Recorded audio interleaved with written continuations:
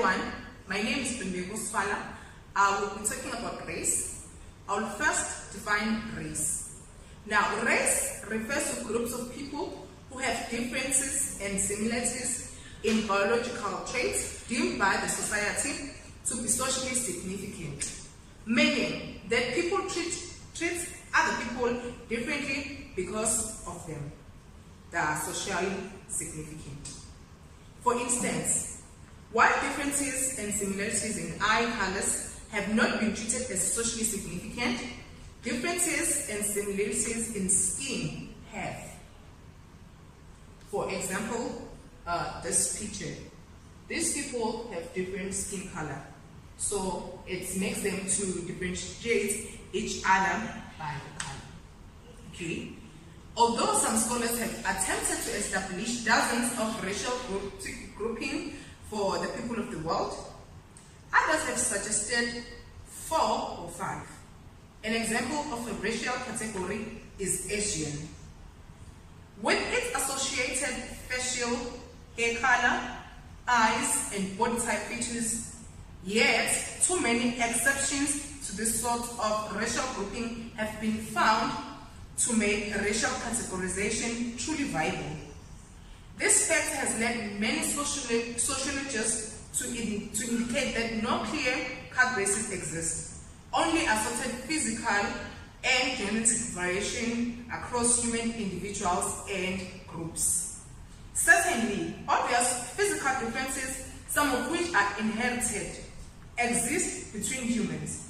But how these variations form the basis for social prejudice and discrimination has not to do with genetics, but rather with a social phenomenon related to outward appearance. Racism, then, is prejudice based on socially significant or physical features. A racist believes that certain people are superior and inferior to others in light of racial differences. Racists approve of segregation. Ladies and gentlemen, my name is Wanda Kuzwayo. I'm with specifically here taking over conflicts theory. Conflicts theorists do not believe that public school reduces social inequalities. Rather, they believe that educational system reinforces and perpetuates social inequalities arising from differences. Differences how? Differences in classes, differences in race, differences in gender and ethnicity. Conflict theorists see the intergroup conflicts of the larger society reflected in school system, as you can see here. The main focus of conflict theory is how power is structured and the power disparities, how it impacts people's life in the society. There are main concepts of conflict theory. The first concept is power equality divided. Some group are dominant than others. Social order is based on control by a dominant group, which is the whites. As we all know that whites is dominant and the black is inferior. Social changes is driven by conflicts. Life is characterized by conflict, not consensus. And now I'm going to hand to specifically here to continue. Thank you, Wanda Kuzwayo. What I'm going to be based on, what I'm going to talk about is the role of schools according to conflict theory. Schools identify competing interests and determines how those in power maintains their positions. Schools should discuss how the richer gets richer and the poor get poorer. And it is the role of teachers to combine classroom discussions and the challenges and the rallies that students face in their societies.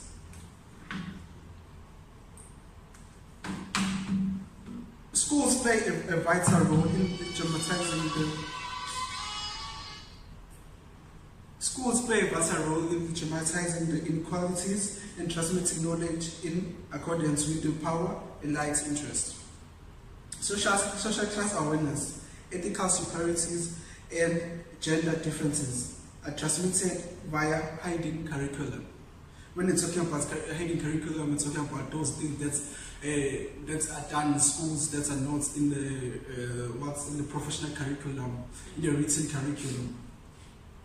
Language and culture is embedded within the formal curriculum. Power and light controls the schools, religious communities, and the media in order to maintain the social order. All in all, conflict theory, the aim of conflict theory is to illustrate and address inequalities in schools. And what the teacher should use is that they should use conflict theory to address inequalities in the classroom, and that will result in a good learning environment. Thank you. For symbolic interactionism, race and ethnicity provide strong symbols as a source of identity. For example, if you look at this picture where there is a classroom interaction, in the classroom interaction there are different races that are interacting with each other. We find that there are white people and there are also black people. And they are interacting in a way that the teacher is asking a question and the learners are responding by raising their hands. So in that cultural community, they've interacted each other into using symbols such as raising hands when they are answering questions that the teacher asked the learners. In fact, some symbolic interaction propose that the symbols of race, not racism, is what leads to racism. So when we are interacting with each other, it means that our different racial backgrounds is what leads to racism, because the way that we interact is good for our own races and cultural backgrounds. For example, a famous interactionist Herbert Blumer suggested that racial prejudice is formed through interaction between members of dominant groups. Without this interaction, individuals in the dominant group would not hold racial views. So when people are interacting and they come from different races, they form these interactions and it leads to racism because they believe that their races are superior than other races. These interactions contribute to an abstract picture of a subordinate group that allows the dominant group to support its views of the subordinate group and thus maintain the status quo. An example of this might be an individual whose beliefs about a particular group are based on images conveyed in popular media. For example, we have a picture of people who are protesting. So when the media says that a lot of white people do protest than a lot of black people, it means that they've conveyed a message that means that white people have to protest so that their views can be viewed by the whole world. And those are questionably believed because the individuals have never personally met a member of that group. So if you hold a view about a certain group, you will be interacting when you are communicating with them or when you are sitting with them, because they will show you a different symbol than what the media shows you.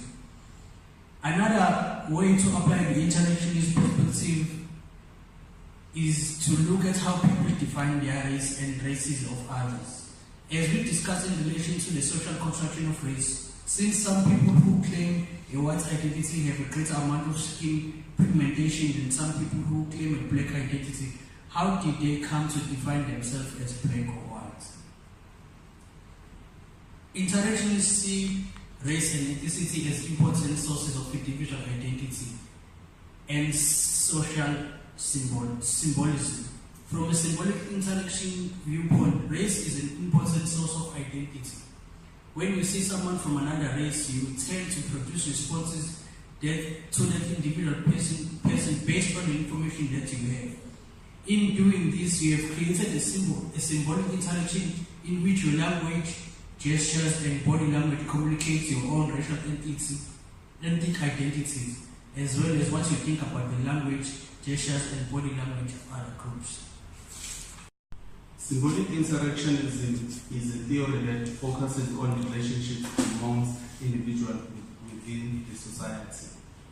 Communication is passed through the exchange of meaning through language and symbols. This process is believed to be the way in which people make sense of their social worlds. Theorists Hammond and Reynolds note that this perspective sees people as being active in shaping the social rather than simply being acted upon. According to symbolic interaction, people are different and their differences contribute to them having different beliefs or understandings of symbols. Race has a major influence in socializing in one's society. Race determines who you are and what you do and what you believe in. Therefore, considering that there are different races across the world, we may argue that people have different meanings to different symbols. The question that lies is, how can this contribute to having a socially just classroom that promotes educative learning for all? Firstly, considering that people have different beliefs, one's interaction with another will result as an educative process for both. For example, if you look at this picture, we see a black person and a white person. So if these two people, firstly, these two people come from different races and they have different beliefs. So once these people interact, they're going to share their different beliefs with each other. For example, a white person may believe that it is wrong to look at a person in the eye. It is wrong for one to not look at a person in the eye while they're talking to you. And a black person believes that it is wrong for a child to look at you in the eye if you're talking to him or her. So when these two people interact, then there's going to be an educative process whereby they exchange knowledge, right? Yeah.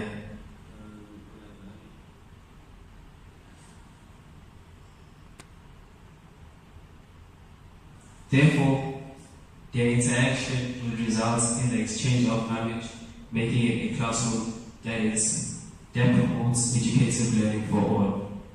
Instead of focusing on individualism, symbolic interactionism can be drawn from different races and how they behave. For one to promote educative learning for the different races, one may I'm going to talk about the theory of functionalism. The theory was largely based on the work of Herbert Spencer and Emile Durkheim. Their argument was that society is a system of interconnected parts that works together in harmony to maintain state, balance, and social equilibrium. Okay. Once we were given the question that functionalism, first of all, happens in a society where there are different races in a society. So obviously, there will be some problems between the races, since we have the blacks and the whites in the very same society. However, I was just here to introduce that topic so that my colleague will better explain. My name is Mandisa Namela. I'm here to add more about functionalism. I'm going to talk about functionalism based on the school environment. The functionalist view of the school is said in two functions, the manifest function and the latent function. The manifest function are the functions that are being intended, and the latent functions are intentions that are unintended, more like a hidden curriculum. For example, the manifest function of education is to transmit knowledge and skills to society's youth.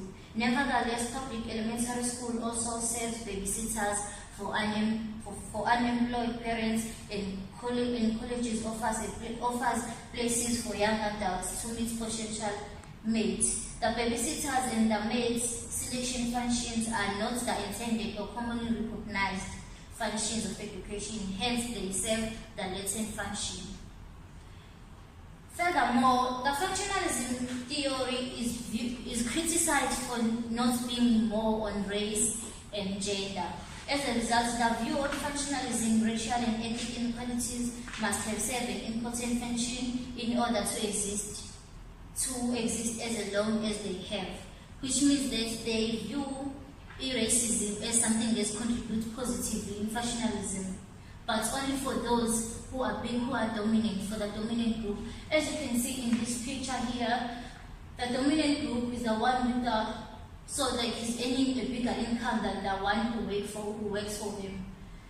And here, like in class, you can see that this class only consists of white people, which means there's imbalance, which means that maybe the school fees is only affordable to the white people. And people are asking that how can racism and discrimination contribute positively into the society? But while the functionalism and racism work together, like if it contributes positively, they mean that in terms of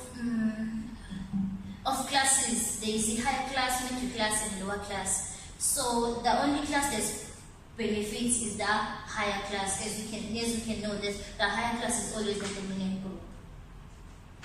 Slavery, of course, was beneficial to slaveholders holding racist views can be benefits. Those who want to deny rights and privileges typically they view as inferior to them, but over a lifetime, racism harms society. Like for example, during apartheid era, we all know that white people were the dominant group, so and the black people were the subordinate group. As much as white people viewed racism as being beneficial to them, but it also contributed back to the country. As you can see, there is still that discrimination between these who resist because of the racism that they practiced before the country was declared democratic. The sociological perspective on conflict theory views schools or educational institutions as social exercise that is supported and used by elite people in power to control and maintain social order. The conflict theory views the interconnection of societies and schools as problematic. This perspective believes that schooling promotes a conflict clash between the privileged people and the underprivileged people, the capitalists and the workers, and the strong or the weak. The conflict theory understands the aim of schooling as monitoring and maintaining social equality and sustaining the rule and the power of the privileged people. Moreover, the educational system is considered to prepare the lower classes to maintain obedient workers in the capitalist economy. Furthermore, conflict theories argue that schools, in terms of races, classify students along distant classes and ethnic lines. According to conflict theories, schools train people in the working classes to assert their position as lower members of the society. For example, back in school on primary and secondary education, the conflict theory was that I had to learn and write examinations in English, which is a foreign language to me and other Black South Africans, and also the testing methods and matric examinations. It challenged most Black South Africans because the English language and testing methods did not favor most Black Africans, but favored the most affluent, which are the whites and the privileged people. In addition, the test methods are cultural biased, similarly as the above culture is biased to the people who design it, which is the privileged people. We can better understand the role of schools and races in a society under the conflict theory perspective by using class conscious, which is an awareness of a group as defined by economic position. For example, in some parts of KZN, one could find places as Clement and Umhlanga Rocks. Having someone who stays at Umhlanga Rocks in a very rich society dominated by capitalist people who own businesses and someone who stays at Claremont, which is most dominated by the poor and the. My name is Cindy Kapumulo. I will be summarizing what is said. So in conclusion, it is quite evident that the three sociological perspectives differ from one another. We see that in a conflict theory, race addresses inequalities, while in a functionalism, they favor dominant group and not race as a whole.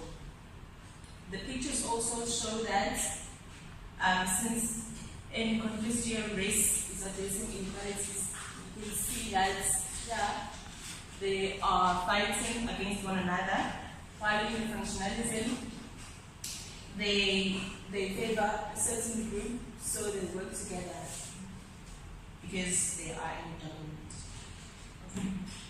My name is Alicia Zwane, and I will be concluding on how race has the influence between conflict, symbolic interaction, and functionalism. We find that here in conflict, it talks about how people actually address the inequalities of race. And then here, when we talk about symbolic interaction, it talks about the different cultures that convey in a way that one needs the next. Like for example, if you look here, you'll see two social groups interacting with one another. And then here, for functionalism, it talks about how one needs the other. Like for example, how white people need us as black people. If I can elaborate on that, if a white person owns a company, they will need black people, or they will need like the dominant group to work for them.